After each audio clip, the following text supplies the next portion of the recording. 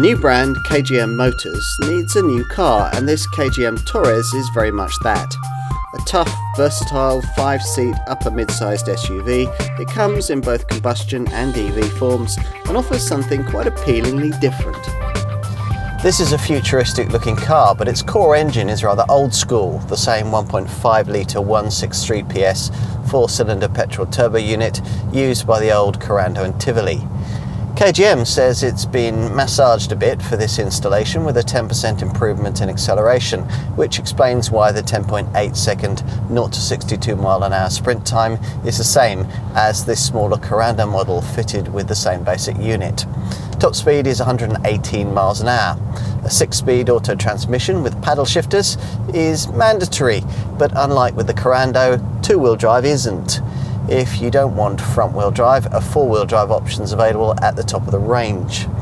With 280 Newton meters of torque on tap, braked towing capacity is rated at 1.5 tonnes, 750 kilograms braked, plus there's a trailer sway control function.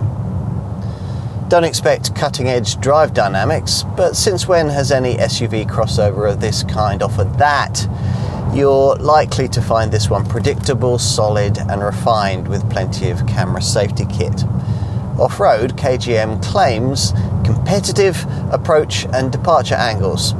These are aided by a tough chassis fashioned from 81% high tensile steel.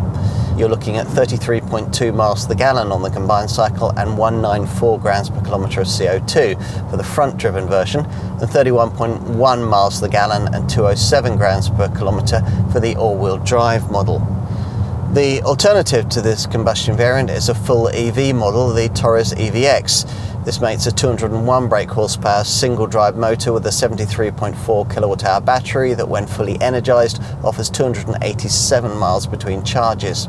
Impressively, the EVX can tow the same weight as the combustion model. Powered by toughness is apparently the design philosophy behind this KGM Torres, which is hardly a unique approach amongst SUVs, so it's quite refreshing to find that this car looks quite different to most of its rivals. This SUV is a little bigger than it looks in the pictures, the 4.7 metre length, about the same as a Nissan X-Trail or Skoda Kodiaq. There's a chunky profile too, with 1,720 millimetres of height and 1,890 millimetres of width. Lots of black plastic cladding and a contrasting C-pillar add finishing touches. Big 20-inch wheels are fitted to most models. The slotted grille gives a Jeep-style vibe, but here it's accompanied by all kinds of sharp creases and edges. The red towing hitch covers of the combustion version are omitted on the all-electric EVX variant, and that EV model is also set apart by a blanked-off grille and a special LED light bar, replacing these conventional headlights.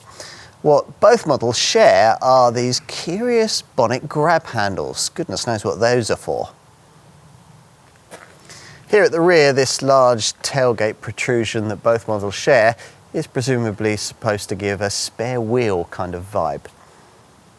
It's modern and minimalistic inside, though this copper-coloured dash and console trimming won't be to everyone's taste. You view the twin panoramic instrument display through a 4-spoke flat-bottomed steering wheel, and you're surrounded by metal accents, smart ambient lighting, and on top models like this one, leather upholstery, which all aim to create a luxurious, sophisticated vibe embellished by smart copper-coloured stitching on the doors, the dash and on the seats. Cabin fit and finish is vastly better than that of the old SsangYong models. It's not immediately obvious where the rather hidden starter button is, but once you've located it, you're seated with a wide, commanding view over the square bonnet, which is curiously framed at either side by those exterior grab handles we mentioned. There are rather too many chimes at start up and ignition off, of the sort that higher volume Korean brands have learned European customers don't like. The wide, slim dashboard houses a pair of 12.3-inch screens, the instrument display offered with various selectable formats that include full-screen mapping. The central infotainment monitor displays with a choice of home screens, either one with a choice of landscape backgrounds, which shows phone, audio and compass settings, or one with rows of little icons. Unfortunately, this screen has inhaled all of the climate controls, which isn't ideal when you're driving and fishing around to change fan speed or temperature.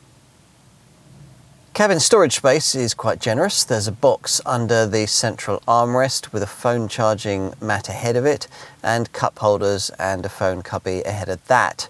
You get this large storage space beneath this jutting centre console, and there are cubbies in the centre stack with twin USB-C ports and a 12-volt socket below. KGM doesn't think you need an overhead sunglasses compartment or sun visor ticket clips, and there are small door bins but a big glove box. Now, you might reasonably expect an SUV the length of an X-Trail or Kodiaq to offer a third seating row. The Torres doesn't, which seems like a bit of a missed opportunity. Let's take a look in the rear. Once inside, back seat space is generous for a couple of adults, and those in the two outer seats will enjoy plenty of head and leg space. Plus, there's a relatively low centre transmission tunnel so that a third centrally seated adult could reasonably easily be accommodated if need be. You might hope there'd be a sliding bench or a reclining backrest in a mid-sized SUV of this size, but there's nothing like that here.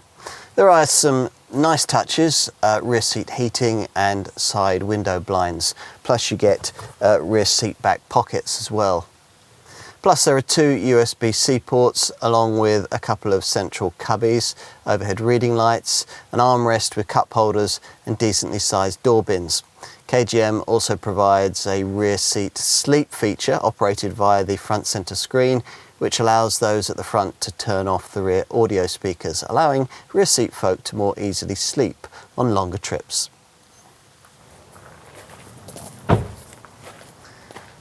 Out back, the power-operated tailgate rises to reveal an extremely large boot, rated at 703 litres with the rear seats in place, regardless of whether you choose this combustion model or the alternative EV version. There are recesses to the left and right, a 12-volt socket on the left and a single light on the right. There's not much space beneath the floor, certainly not enough for the kind of spare wheel that any SUV really ought to have. If you have two rear-seated passengers and you're wanting to carry long items like skis, those items will have to go on the roof because KGM doesn't provide either a ski hatch or a convenient 40-20-40 seat back split.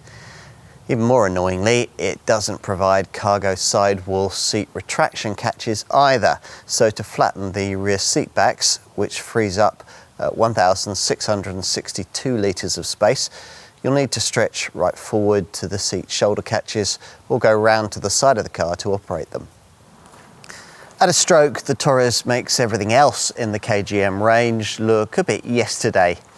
The brand claims this C-segment SUV creates a new market niche. We're a little disappointed that the budget here didn't extend to a more modern electrified combustion engine or a PHEV. Still, the exterior design's appealing and the EV variant's drivetrain looks competitive. As a result, expect the Torres to vastly outsell everything else in the KGM range. Whether that's enough for marque profitability is another question.